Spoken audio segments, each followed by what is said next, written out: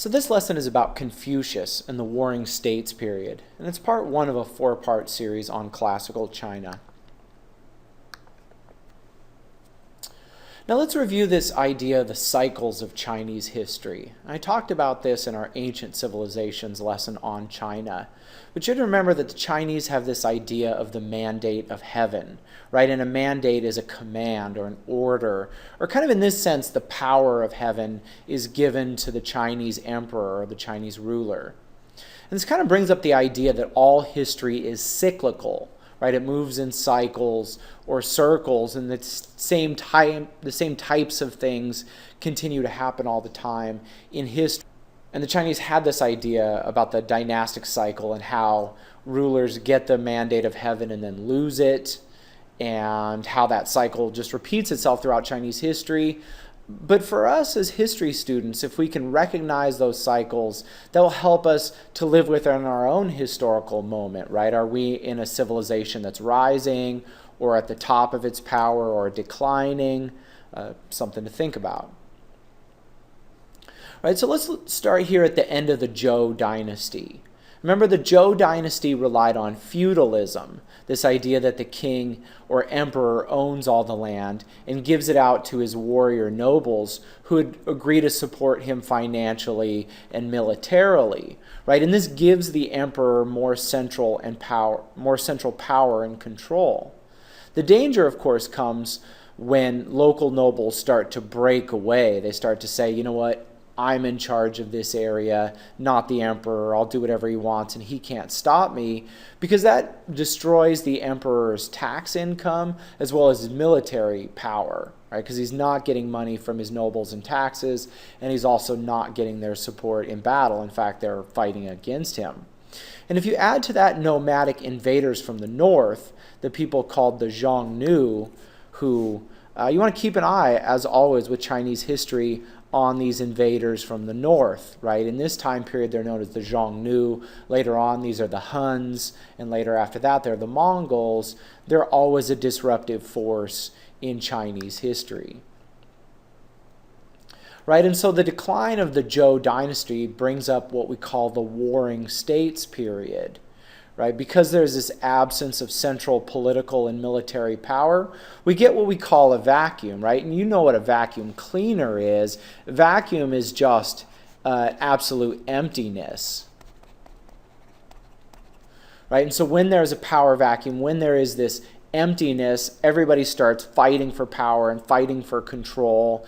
And the emphasis during the Warring States period in China shifted from rituals and manners and learning towards warfare and violence and conquest, right? So instead of working on being civilized, they worked on being warlike.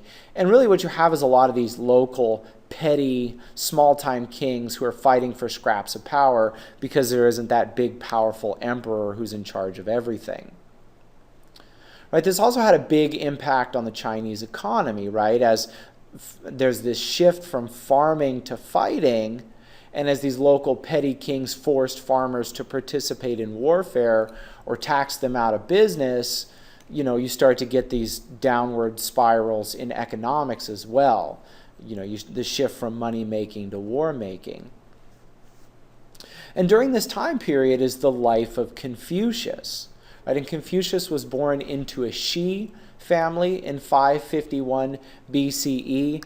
Let's remember what the Shi were, right? The Shi were educated, they're scholars, and they're usually bureaucrats. These are the people who run local governments and things like that. So he's born into this Shi family, but he was really frustrated by the lack of ritual and learning and civility that he saw in his world. I mean, everybody's engaged in warfare. There's also this growing gap between the rich and the poor, right? I talked about this in Roman history as well. In fact, I read a book just a while ago after I made those Roman history lectures, and the woman Karen Armstrong was talking about how during the life of Jesus, this was really what was going on in the Roman Empire, and specifically in the Holy Land, that Jesus came into this world where people are getting really, really rich and really, really poor, and the life of Buddha, as we're going to see in the upcoming lecture series,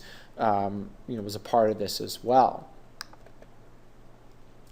Right, and so Confucius, he's this he's, becomes kind of a wandering teacher. He starts to wander among the warring states, looking for a ruler that he can attach himself to, because he believes in a couple key philosophies that aren't being followed in China at this time, right? He wanted to place an emphasis on learning. He wanted China to be more meritocratic, right? Merit has to do with your value of hard work and your skill.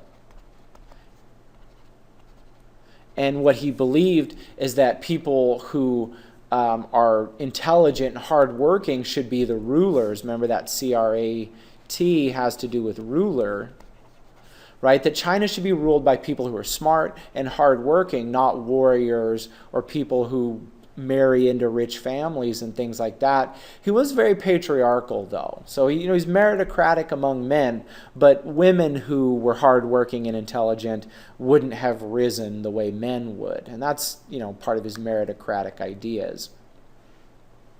This is a quote from the Stearns textbook, right? He also argued that men were superior not because of aristocratic birth, but because of their education and training. Thus, superior men were made and not born. This could mean that even a peasant could aspire to this exalted status, in other words, to become a ruler, really so that even a peasant could become the emperor of China. This should seem very comfortable to us as Americans, right? Barack Obama was not born into a wealthy, well-educated family. He was born in kind of a normal working class family. Right, so that idea of meritocracy should be very comfortable to you as an American. Right, and he really organized his philosophy under this notion of the 5 relationships, right? There are 5 relationships that hold a civilization or a society together, right? The relationship between the father and the son, between the elder brother and the younger brother, between the husband and the wife, between the ruler and the subject, and finally between friends. And he also put a lot of emphasis on the family, right? He had this idea that the family was a training ground to live in society, and that strong families make for strong individuals. But he wasn't individualistic, not in the way that Americans are.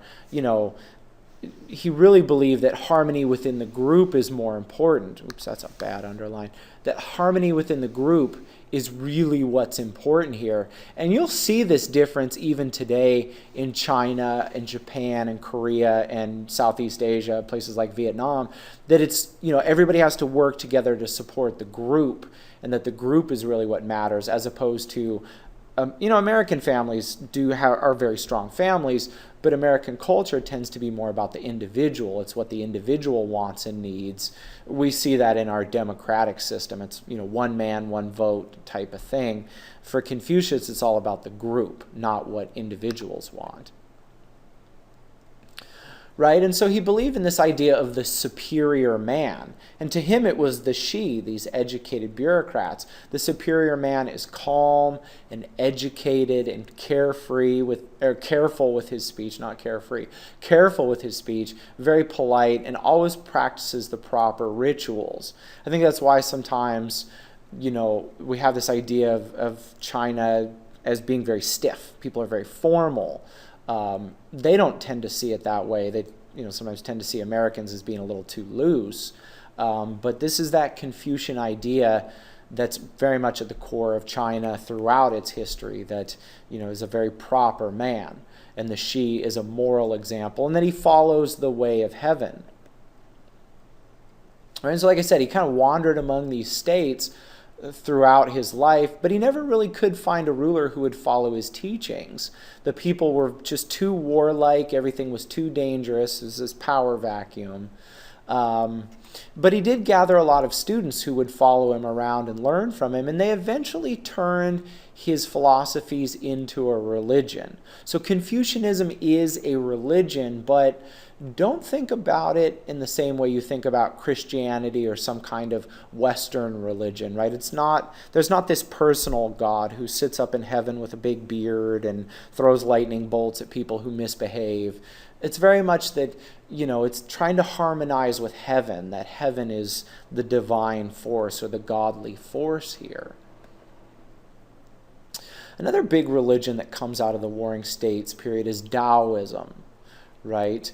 And the teacher who came up with this was a man named Lao Tzu, right? And really little is known about him. In fact, he may be a legend.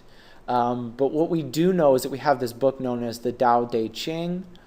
And Taoism is an ascetic religion, right? It values leaving society and living alone with barely enough to survive. It's kind of withdrawal into nature, that you abandon the world and desire, and that you just accept whatever comes your way. That's what asceticism means in general.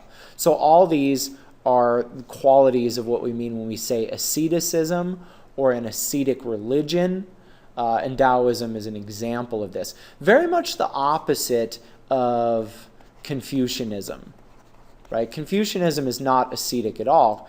Confucianism is about how you live in society, how you embrace society, how you live in the world as it is and live among people. It's kind of an opposite here. And so that's it. In the next lesson, I'm going to talk about the Qin Dynasty and how Confucianism started to develop into a full religion on into the rise and fall of the Han Dynasty. So like I said, this is part 1 of a 4-part lesson. Thanks for watching.